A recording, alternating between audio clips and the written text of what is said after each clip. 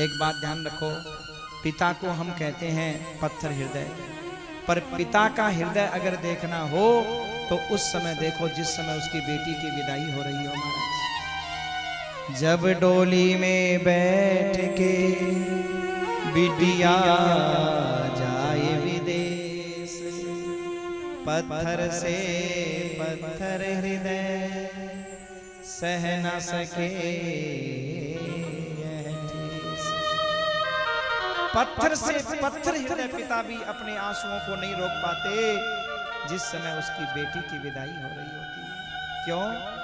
क्योंकि बेटी पिता के कलेजे की कोर होती है मेरे भाई। चाहे कोई कितना ही संत बन जाए, वक्ता बन जाए, ज्ञानी बन जाए, ध्यानी बन जाए, अरे विदेह राज है जिनका देह में कोई आभास नहीं है, लेकिन सजनों आज वो भी अपनी बेटी की विदाई में अपने आंसुओं को रोक नहीं पाए और महाराज उनके आंसू निकल पड़े। क्योंकि सजनों बेटी वो है जब पिता घर में आते हैं तो सबसे पहले पानी का गिलास लेकर के आती है। बेटी वो है कि जब पिता आने में देरी हो जाती है तो उनका वो इंतजार करती है, मेरे पिता अभी तक नहीं आए, वो इंतजार करती है। बेटा चाहे कितना भी आज्ञाकारी क्यों न हो, लेकिन बेटा पिता का कभी इंतजार नहीं करता। बेटी वो है जब पिता उदास होते हैं तो महाराज बार बार पूछती है, बाप जी आप उदास क्यों हो, क्या बात है, क्या कारण है, बार बार पूछती है। बेटी वो है जो महाराज पिता भोजन नहीं करते तो अपनी सौगंध खिलाती है और कसम दिला करके कहती है पिताजी आपको एक रोटी तो खानी ही पड़ेगी। और बेटी के जाने के बाद कोई नहीं पूछता महाराज, कोई नहीं। इसलिए चाहे कैसा भी पत्थर हृदय पिता क्यों न हो, बेटी के विदाई का एक ऐसा समय आता है जब पिता अपने आंसुओं को रोक नहीं पाता महाराज। पर किसी भी राजा महाराजा के रूप में भी कोई पिता है तो उसका भी बस नहीं है महाराज बेटी को अपने यहाँ रखना। क्यों?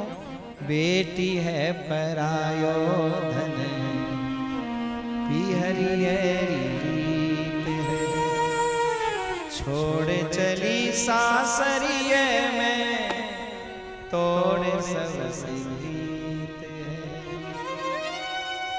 इसलिए विदा होती बेटी को बाप सिर्फ एक बात कह सकता है, क्या? बस इतना ही संग था तुम्हारा हमारा, तुम्हारा हमारा, बस इतना ही संग था तुम्हारा हमारा, तुम्हारा हमारा।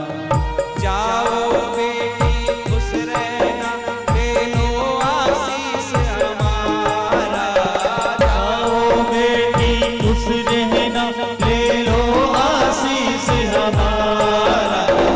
बस इतना ही संग था तुम्हारा हमारा, तुम्हारा हमारा, बस इतना ही संग था तुम्हारा हमारा, तुम्हारा हमारा। कोई बदल ना पाया ये दस्तूर पुराना, कोई बदल ना पाया ये दस्तूर पुराना।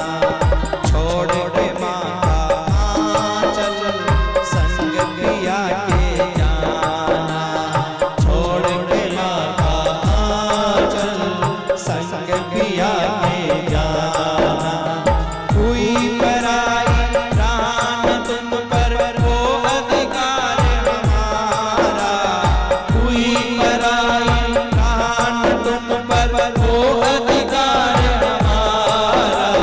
बस इतना ही संग था तुम्हारा हमारा, तुम्हारा हमारा, बस इतना ही संग था तुम्हारा हमारा, तुम्हारा हमारा।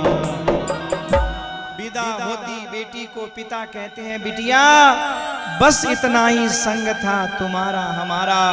और जाओ बेटी खुश रहना, ले लो आशीष हमारा।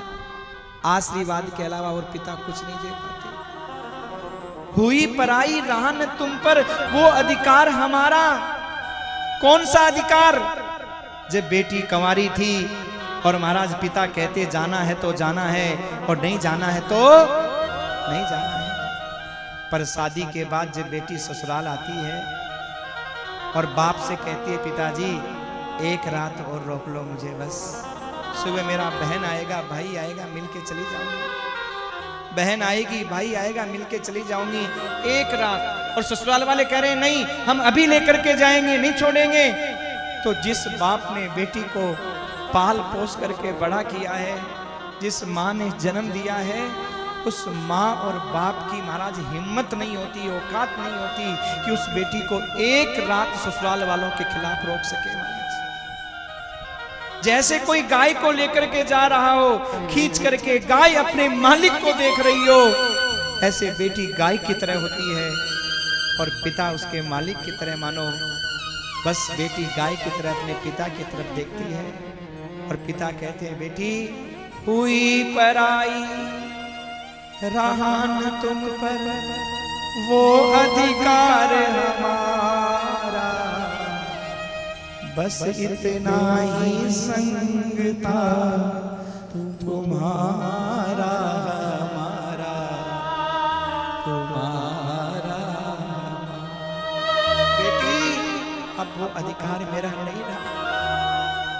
मैं तो बस इतना ही कह सकता हूं बिटिया, मेरे नयन की ज्योति चांद वहां तुम बनना, मेरे घर की बाती वो घर रोशन करना, वो आंगन आबाद हुआ घर सूना हुआ हमारा, वो आंगन आबाद हुआ घर सूना हुआ हमारा, बस इतना ही संग था तुम्हारा हमारा, तुम्हारा। मेरे नैन की ज्योति तू वहां चांद बन करके रहना और मेरे घर की बातें तू उस घर को रोशन करना। बेटी वो आंगन आबाद हुआ और घर सोना हुआ हमारा। बस यही पिता कह पाते हैं